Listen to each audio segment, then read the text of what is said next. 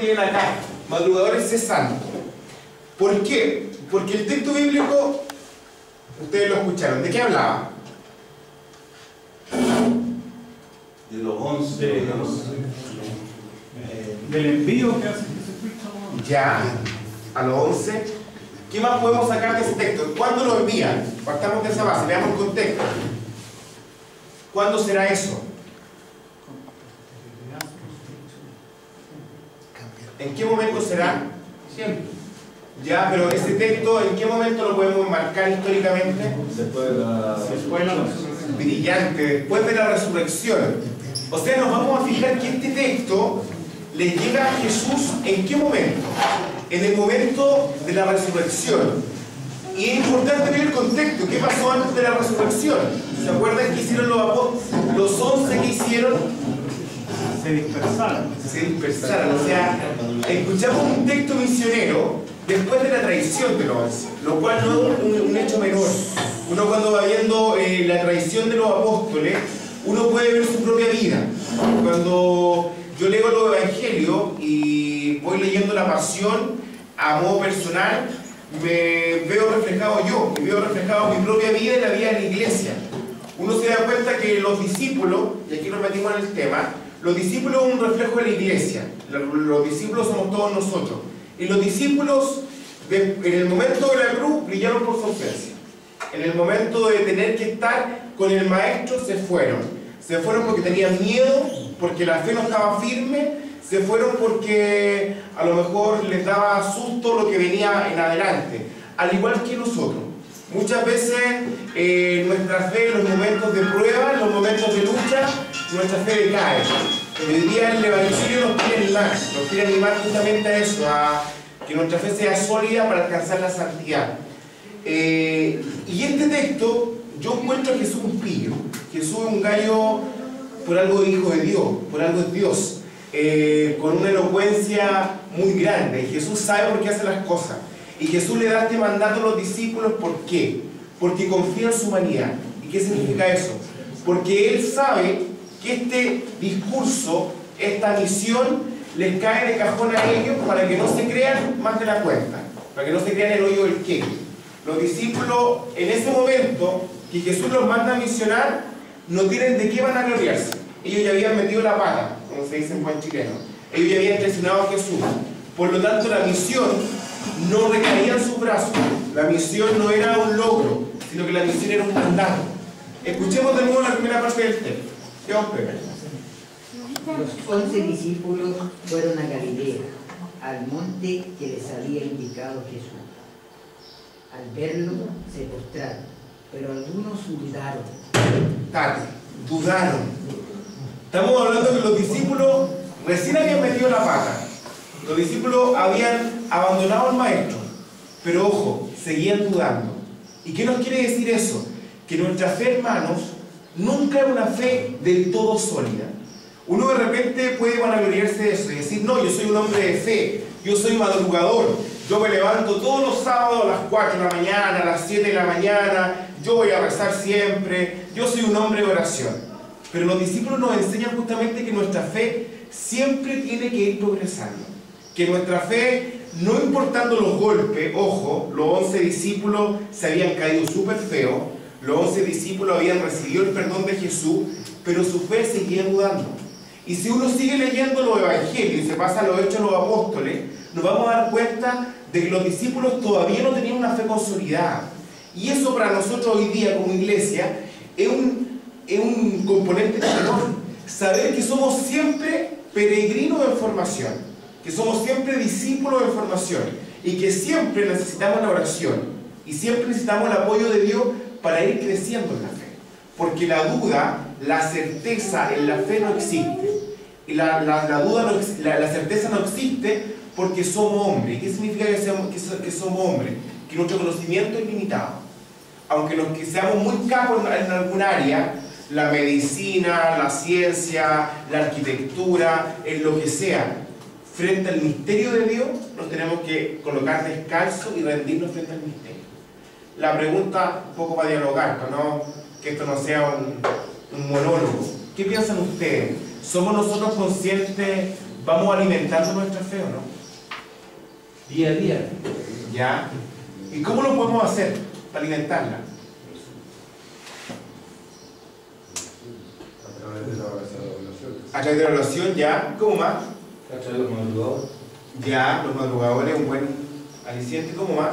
La vivencia diaria. La vivencia diaria. Con nuestros hermanos. Ya, En la palabra de Dios, en la Biblia. ya. Ir a la iglesia. Conversando con un amigo, él no cree, dijo, yo no tengo fe, me dijo. Yo dije, ¿no tenés fe? ¿Por qué no? No, yo no creo. ¿Y tú has ido al médico? Sí. ¿Y te tomas los remedios? Sí. ¿Qué es lo que estoy tomando ahora? Estas pastillas, esta cuestión. ¿Y por qué te las tomas? Pero te digo, ¿y si eso es veneno? No, porque me lo dio el doctor. Bueno, pero ¿y qué dice que no tenés fe? O sea, tú no sabes lo que sabes, química, no sé, química, ¿qué? ¿Y por qué te tomas eso? Suponte que sea veneno. No es que me la dio el doctor. Bueno, ¿y tú me crees? Bueno, si el doctor me dijo. ¿Y cómo dices que no tienes fe? Me quedo pensando, te quedo callado y cambiamos de conversación. O sea, la fe, cuando hablan de fe, piensan solamente en lo religioso. Pero la fe es una convicción del espíritu de que yo creo. Yo confío, yo me entrego y eso es, en la parte religiosa es, yo personalmente pienso que los milagros hoy día existen a cada momento, pero no tenemos los ojos para verlo. Nosotros pensamos que un milagro es hacer resucitar a un muerto o ver algo que se haga para el cielo o que aparezca la Virgen, pero hay muchos milagros que los tenemos aquí día a día y no tenemos los ojos para verlo. No, muy bien. Y justamente en ese contexto viene apuntado este libro, que a lo mejor muchos ya lo conocen, lo han estudiado en sus parroquias. El documento de Aparecía, donde se habla justamente de la misión que tenemos todos de ser discípulos y misioneros. Porque ustedes ya lo han dicho, la fe no es algo personal. Ustedes al hablar de los madrugadores, al conversar el diálogo, al hablar de la palabra de Dios, al hablar de reunirnos para vivir los sacramentos, uno se da cuenta que la fe no es algo mío, sino que la fe es algo que yo comparto con otros. Escuchemos la segunda parte del texto, lo que viene atrás. Misión de los discípulos. Jesús se acercó y les habló. Me han concedido plena autoridad en el cielo y en la tierra. Vayan y hagan discípulos entre todos los pueblos. Bautícenlos, consagrándolos al Padre, al Hijo y al Espíritu Santo. Y enséñenles a cumplir todo lo que yo les he mandado. Yo estaré con ustedes siempre, hasta el fin del mundo. Ojo, estamos ahí con algo no menor. Jesús nos manda ¿a qué? A contagiar a todo el mundo, a compartir la fe con los demás. Pero antes de hacer eso, ¿qué nos dice de nuevo el texto? Partamos del inicio de esa segunda parte, no, de lo que acaba de leer. Jesús se acercó y les habló. Jesús le habló.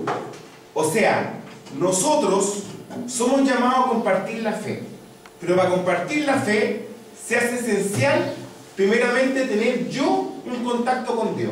Si no, estoy dando palos de ciego. Si no, estoy haciendo comulgar a los demás con rueda de carreta. Si no, estoy siendo pura gatica, que predico, pero no practico. Y hoy día Jesucristo me invita, primeramente, yo, madrugador, yo, hombre, soy invitado a tener un encuentro con Él. Que yo sea amigo de Jesús. Que yo me deje hablar por Jesús. Que yo me deje interpelar por lo que Él me dice. Escuchemos de nuevo ese versículo que es cortito. Jesús se acercó y les habló. Jesús se acercó, ojo. Y cuando uno empieza a ver su vida, los milagros existen, decían ustedes recién, uno se va dando cuenta que Jesús nos ama y Jesús se acerca a nosotros. ¿Cuántas veces hemos visto en nuestra vida cómo se nos ha tendido la mano en un momento de necesidad? ¿Cuántas veces hemos sido salvados de algún accidente, de alguna enfermedad, de algún momento de dificultad? Y ese es Dios. ¿Qué pasa? Que de repente no tenemos los ojos para ver. No tenemos nosotros la suficiente fe que hablaba recién el texto para darnos cuenta de que Dios existe. Por eso, este librito, lo primero que nos invita es a ver cómo Dios se hace presente en la historia. Y hoy día vamos viendo cómo Dios se hizo presente aquí, en medio de este grupo de hombres. Hace 20 años atrás, hablar que un grupo de hombres se juntara a rezar era hablar de algo imposible, era hablar de locos. Pero hoy día los locos estamos juntos acá. Los locos se juntaron en Punta de Talca, más de 500 locos. ¿Por qué? Porque Jesús te invitó. Porque Jesús se acercó a nosotros y se acercó por medio de alguien que me dijo, oye, juntémonos a rezar un día sábado en la mañana. A lo mejor dijimos en un comienzo, estáis locos, ahora tengo que ir a la feria, tengo que cortar el pasto, aprovecho de dormir. Pero de a poco me fui involucrando, porque Dios quería contagiarse. Y de a poco esta locura fue creciendo, y es lo que nosotros tenemos acá. Por lo tanto, se hace necesario primeramente tener un diálogo personal con Dios y dejar que Dios entre en nuestro corazón. ¿Para qué? Segunda parte del texto. Me han concedido plena autoridad en el cielo y la tierra. Vayan y hagan discípulos entre todos los pueblos. Vayan y hagan discípulos entre todos los pueblos.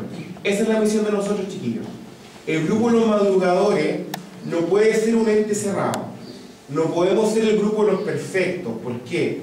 Porque antes el Señor nos recordó que somos pecadores. Antes nos acaba de recordar el Señor que somos unos traicioneros, que lo dejamos de lado. Y a lo mejor nosotros podemos decir hoy día, si hubiéramos estado en el momento de la cruz, hubiéramos estado ahí. Pero ojo, eso mismo le dijeron los discípulos a Jesús. Una semana antes, cuando Jesús dijo, tengo que morir, Pedro fue el que dijo, Señor, yo voy a estar contigo siempre. Y fue el primero en esconderse.